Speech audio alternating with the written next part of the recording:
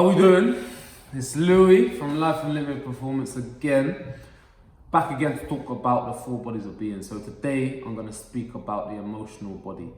So your emotional body is your bridge between your physical and your mental body. Now your emotional body represents your relationship between or for all things and represents your feelings. So in its actual sense, and more of a sort of literal sense, your emotional body can be represented by your nervous system, by your hormones, and by your sort of build-up and tension of release, or lack of letting go, or holding on to things, or even letting go of things. Now, it's important to state and mention that obviously your emotions have physiological responses. So some of those physiological responses may be the emotion that you're feeling is stress and anxiety, and that's coming out in increased breath, or quickened speed of heartbeat, or you may be feeling slightly nervous, slightly panicky, and that might come out in sweaty palms, for instance, or you're feeling angry, and that might come out in change in face color, or tension in the body. So how we're going to feel when the body is triggered, essentially, or when your emotions are triggered, that leads to your reaction, or that leads to your interpretations or your response to certain situations. So we all get triggered on certain things. That will lead to an emotion being triggered, which will lead to a physiological response to the certain situation of what's happening, or the memory that's happening. I'm going to speak about your emotional body now being in balance and how it should feel when your emotions are in balance. So you should feel emotionally ready, emotionally available. You should feel grateful. You should feel non-judgment. You should feel empathetic. You should feel honest. Now, these are feelings that I've just said that we should feel. No, it's not necessarily if you are balanced, you should feel that. It's just often traits that you will feel, for instance. Now, when the emotional body is overbalanced, so this is for someone, if we're on a spectrum, someone who's tipping over and someone who's almost so focused on their emotions and so out of sync with it and don't really have equilibrium to their emotions, what that person may feel is very much passive, but then switch to being very much aggressive. They may feel oversaturated, they may feel overly anxious, they may be overly reactive to certain situations, and drained by a lot of just the goings on of the world. They may almost feel like a sponge. They may feel if they see someone else is down and emotional and upset, they may draw all of that energy that person is feeling and actually lack the ability to not kind of drain from that person, to not take from that individual, to lack the ability to see something that triggers them and not respond to that. Now, when someone's feeling underbalanced, this is someone who really is lacking an emotional connection to themselves.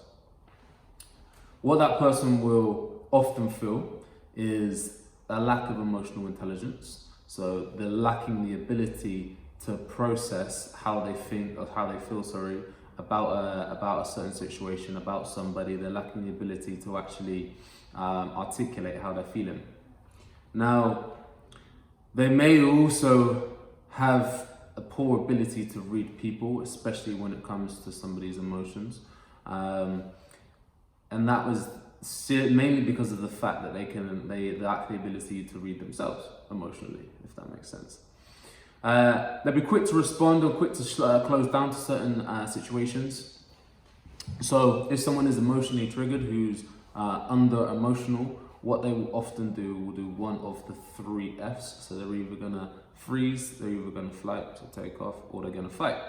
So that's what you may find if either yourself or a loved one or whatever is emotionally underbalanced.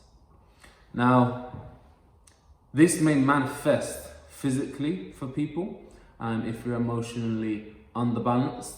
So you may feel tension, you may feel like you're physically holding on to things, so therefore you may feel tension in your joints, you may feel tension in your muscles, you may feel tension in just stiffness in your neck, stiffness in your shoulders, for instance, and there's an overall lack of mobility. Often that you also it's going to manifest in a lot of self-doubt.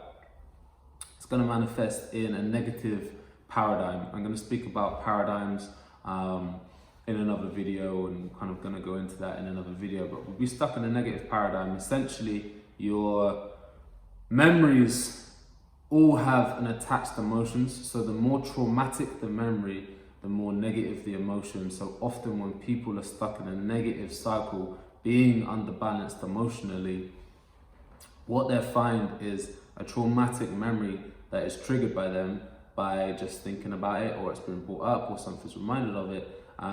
Their emotions will be triggered, and if they can't feel and therefore think consequently past that emotion, they're going to just continue this negative loop.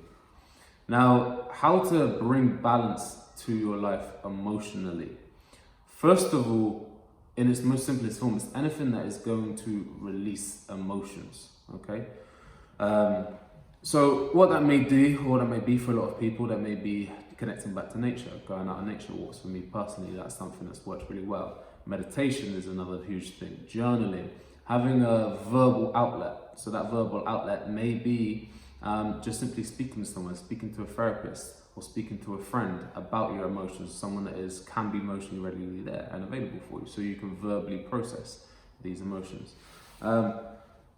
Also, as you're holding on to a lot of emotions, doing things that will release those emotions is also often great, such as massage, and also, so touch back on massage, massage in the form of sports massage if you've got physical tension that you're holding on to, or massage in the form of some form of a healing massage, for instance, like Reiki, really great stuff.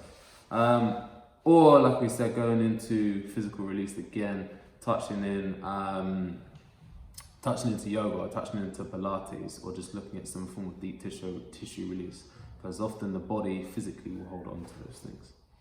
I hope that makes sense. I hope I explained myself nice and clear.